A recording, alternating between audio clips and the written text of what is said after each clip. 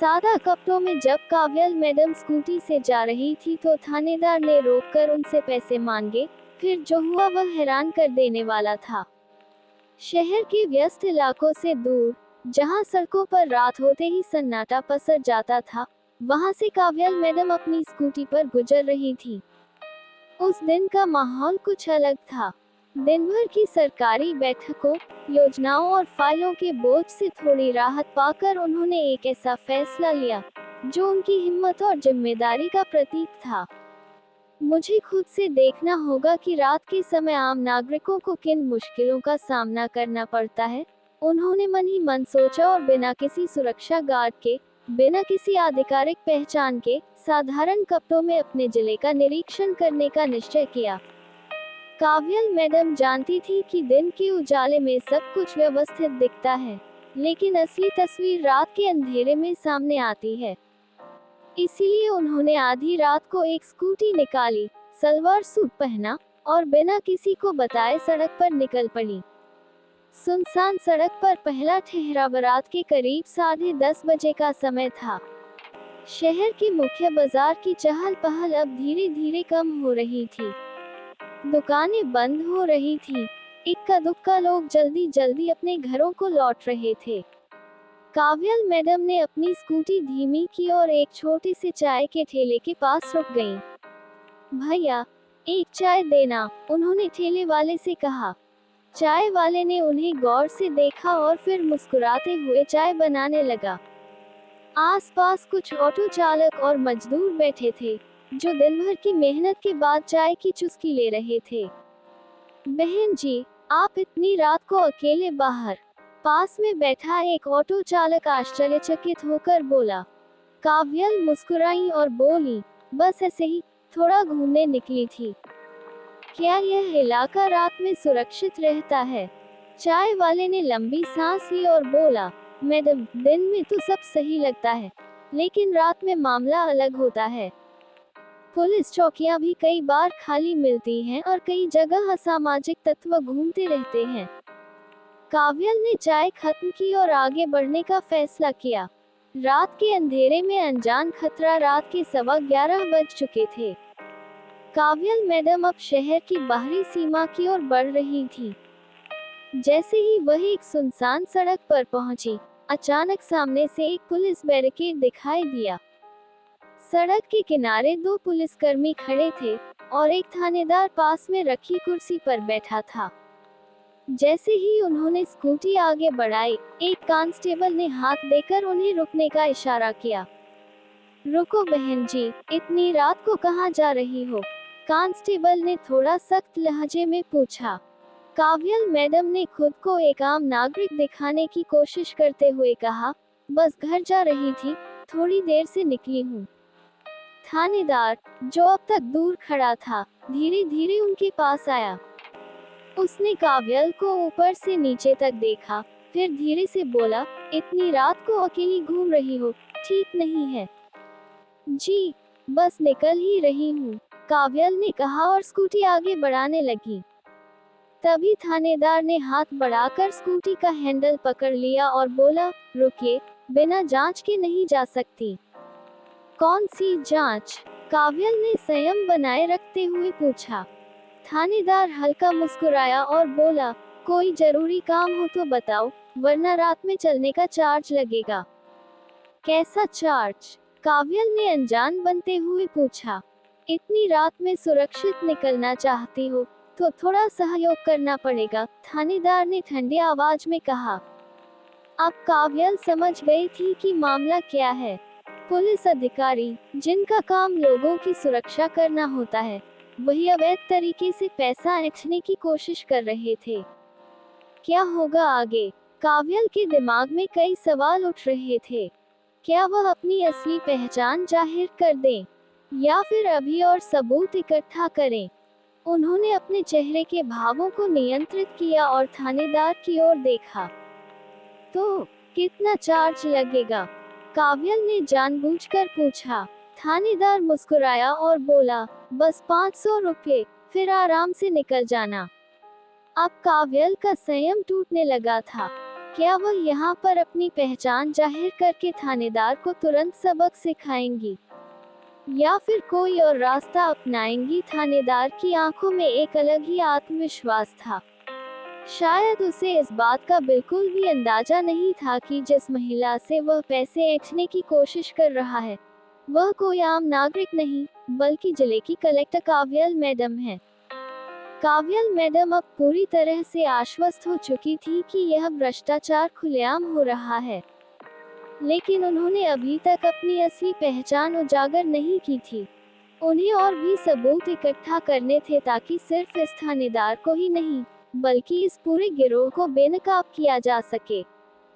थानेदार का लालच बढ़ता गया। काव्यल ने जानबूझकर संकोच भरी आवाज में कहा, 500 रुपये बहुत ज्यादा हैं। क्या थोड़ा कम नहीं हो सकता? थानेदार हल्का हंसा और अपने दोनों कांस्टेबलों की ओर देखकर बोला, देखो बहन जी, ये पुलिस चौकी है, कोई मोल भाव की दुकान नहीं। अगर शांति से घर जाना चाहती हो तो पैसे निकालो, वरना ... बहुत कुछ हो सकता है।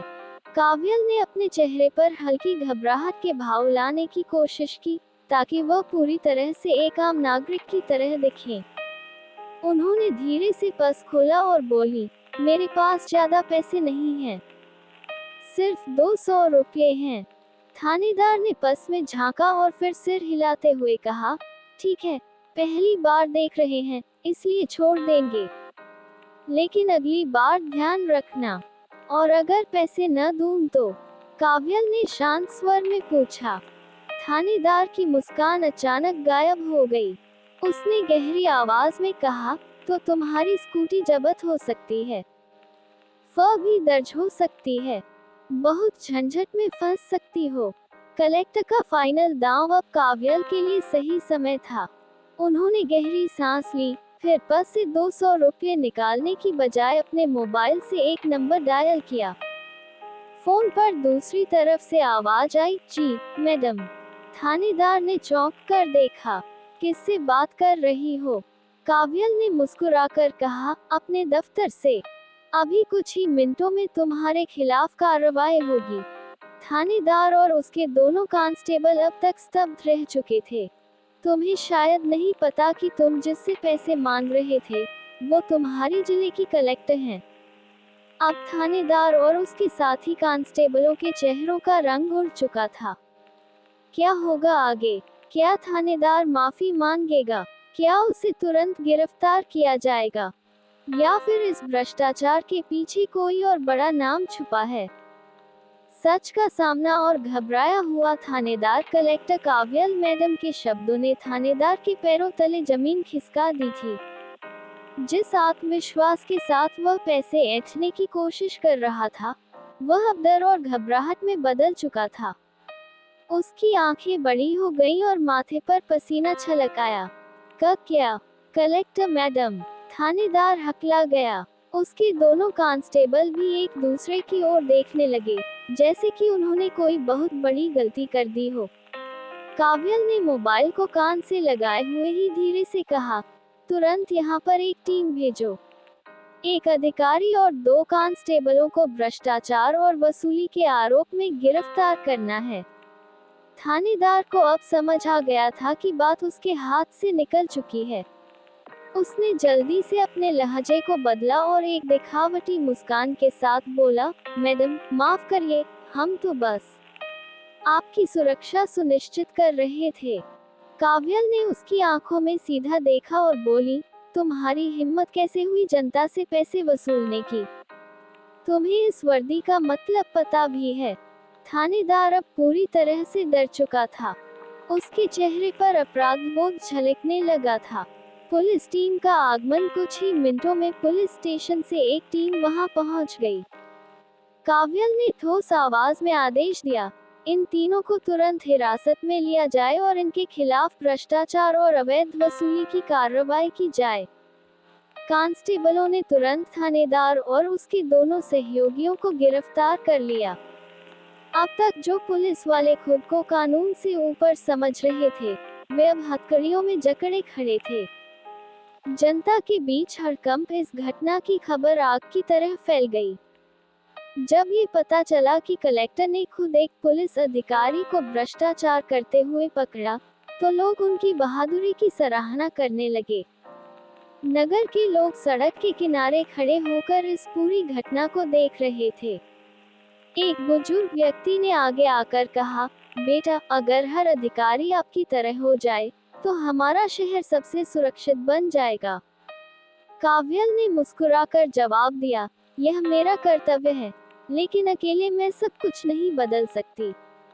अगर आप सब भी अन्याय के खिलाफ खड़े होंगे, तो बदलाव जरूर आएगा।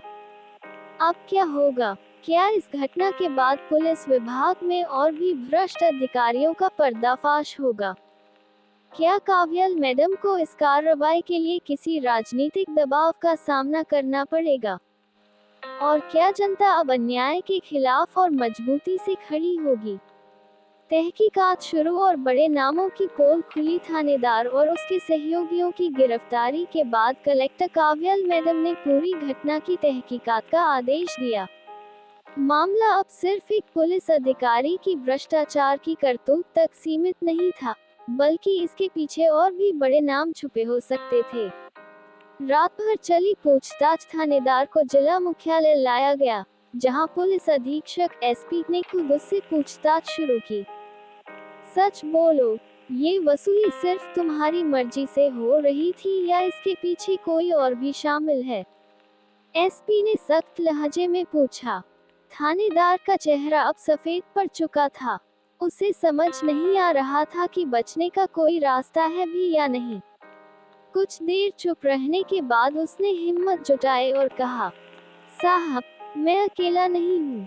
ये सिस्टम ऊपर तक फैला हुआ है। हमसे हर महीने तय रकम मांगी जाती थी। एसपी और कलेक्टर काव्यल ने एक दूसरे की ओर देखा। मामला जितना सोचा था, उससे कहीं बड़ा था। बड़े अधिकारियों की मिलीभगत का पर्दाफाश। थानेदार ने धीरे धीरे कई नाम गिनाने शुरू कर दिए। डीएसपी स्तर के अधिकारी, जो हर महीने वसूली की रकम इकट्ठा करते थे। कुछ राजनीतिक लोग, जो पुलिस को कवर देते थे ताकि उनके अवैध धंधे चलते रहें। शहर के कुछ बड़े व्यापारियों की मिलीभगत, जो पुलिस को पैसा देकर अपने गैर कानूनी काम करवाते थे। अब ये साफ हो गया था कि यह सिर्फ एक थानेदार की हरकत नहीं थी, बल्कि भ्रष्टाचार की जड़ें पुलिस और राजनीति के ऊंचे स्तर तक फैली हुई थी।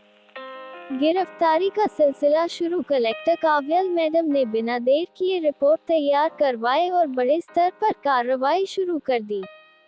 डीएसपी को निलंबित किया गया और उसके खिलाफ जांच बिठाई गई। भ्रष्ट नेताओं के नाम सामने आने के बाद उन पर भी जांच बैठाई गई। थानेदार और उसके 2 सहयोगियों के खिलाफ मुकदमा दर्ज किया गया। जनता की प्रतिक्रिया और मीडिया का दबाव। ये खबर अगले दिन सभी बड़े अखबारों और न्यूज चैनलों पर छा गई। जनता में खुशी की लहर दौड़ गई कि आखिर किसी ने हिम्मत दिखाकर इस भ्रष्टाचार को उजागर किया। नगर की महिलाओं के एक समूह ने कलेक्टर काव्यल मैडम से मुलाकात की और कहा, मैडम, आपने हमें सिखाया कि अन्याय के खिलाफ खड़ा होना ही सच्ची बहादुरी है। हम भी अब आवाज उठाएंगे। काव्यल मुस्कुराई और बोली, यही बदलाव की असली शुरुआत है।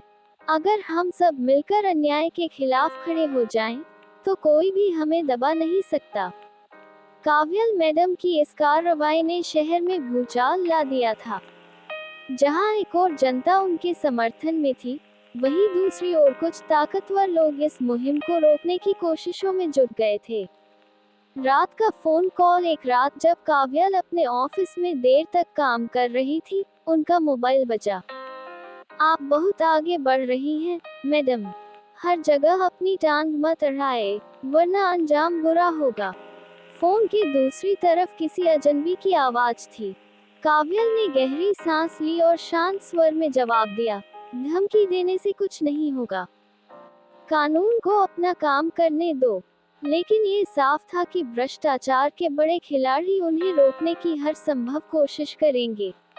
राजनीतिक दबाव और ट्रांसफर की धमकी। अगले ही दिन एक वरिष्ठ अधिकारी ने काव्यल को बुलाया और कहा, आपको इस मामले में ज्यादा गहराई तक जाने की जरूरत नहीं है। ऊपर से आदेश आया है कि इस केस को यही रोक दिया जाए। काव्यल ने आंखों में आंखें डालकर जवाब दिया, कानून से ऊपर कोई नहीं है, सर। मैं इस जांच को नहीं रोकूंगी। आपको अपनी नौकरी बचानी है या नहीं? अधिकारी ने तीखे लहजे में कहा। काव्यल मुस्कुराई और बोली, मैंने ये नौकरी अन्याय सहने के लिए नहीं, बल्कि उसे मिटाने के लिए ली है। जनता का समर्थन और बढ़ता विरोध इस मामले में काव्यल अकेली नहीं थी। जब लोगों को ये पता चला कि उन पर दबाव बनाया जा रहा है, तो शहर भर में प्रदर्शन शुरू हो गए। विद्यार्थी संगठनों ने उनके समर्थन में रैली निकाली। बुजुर्ग नागरिकों ने प्रशासन को ज्ञापन सौंपा कि काव्यल को हटाने की कोई भी कोशिश बर्दाश्त नहीं की जाएगी। सोशल मीडिया पर जस्टिस फॉर काव्यल ट्रेंड करने लगा। अब सरकार भी मुश्किल में थी।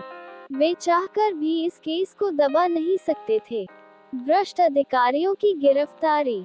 इस दबाव के चलते पुलिस ने आखिरकार उन बड़े अधिकारियों पर भी शिकंजा कसना शुरू कर दिया, जो इस भ्रष्टाचार रैकेट में शामिल थे। डीएसपी को गिरफ्तार किया गया। शहर के एक चर्चित नेता पर केस दर्ज हुआ।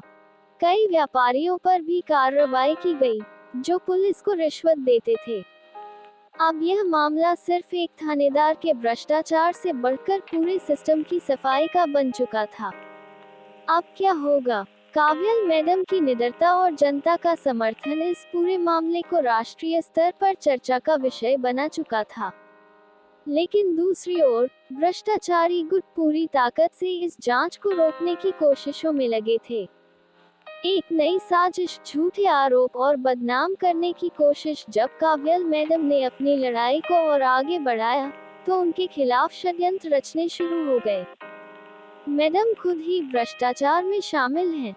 ये सब पब्लिसिटी स्टंट है। इन्होंने खुद अवैध ठेके पास कराए हैं, इसकी भी जांच होनी चाहिए। इस तरह के आरोप सोशल मीडिया और न्यूज चैनलों पर फैलाए जाने लगे। काव्यल जानती थी कि यह सब उन्हें कमजोर करने और जनता के विश्वास को डगमगाने के लिए किया जा रहा था। लेकिन उन्होंने अपने मन को दृढ़ रखा और ठान लिया कि किसी भी कीमत पर सत्य को सामने लाकर रहेंगी। एक रहस्यमय फाइल और गुप्त दस्तावेज। इसी बीच काव्यल के एक करीबी सहयोगी को एक गुप्त फाइल मिली, जिसमें उन बड़े अधिकारियों और राजनेताओं की जानकारी थी, जो इस भ्रष्टाचार सिंडिकेट के पीछे थे। फाइल में पुलिस और राजनेताओं के बैंक ट्रांजैक्शन, फर्जी कंपनियों और घूसखोरी के ठोस सबूत थे। इस फाइल को पाकर काव्यल को यकीन हो गया कि अब उनके पास निर्णायक कार्रवाई का समय आ गया है।